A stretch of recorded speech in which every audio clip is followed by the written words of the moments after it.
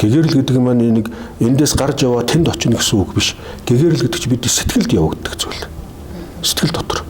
Сая хэлсэнчлэн муу сэтгэлээ арилгах юм бол хүн гэгэрнэ гэсэн үг. Нэг муу сэтгэлийг арилгахчад би гэгэрэл рүүгээ нэг алхам ойртож чинь гэсэн үг.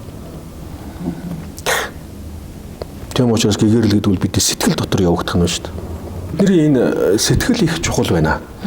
Яагаад тэгэхээр одоо дэлхий дээр маш олон ухаан байна. Шинжлэх ухаан байна. Тийм ээ. Одоо олон янзын философиуд, үзэл гүн ухааны олон янзын үзэл онолууд байна. Шашны олон номлолууд байна, тийм ээ. Эдгээр дотроос хамгийн одоо гүн гүнзгий сэтгэлийн талаар хамгийн гүнзгий судалсан нь буддийн философи. Бурхны шний одоо буддийн гүн ухаан. Яагаад тэгэхээр энэ бурхан багшийн одоо айлдвар сургаал бол түрүүнд хэлсэнчлэн дотоод сэтгэл дээр л анхаарал хандуулад байсан. 84 мянган номын цогцыг альцсан гэж үздэг. Бурхан багш. Тий. 84 мянган номын цогц гэдэг нь цогц гэдэг чинь нэг зүйлийг хэлдэггүй шүү дээ. Маш олон зүйл нийлжээж цогц болно. Тэгэхээр 84 мянган номын цогц гэдэг бол маш их ном. Яагаад ингэж их одоо олон ном номлосон юм бэ гэхээр хүнд тийм хэмжээний муу сэтгэлүүд байдаг байна.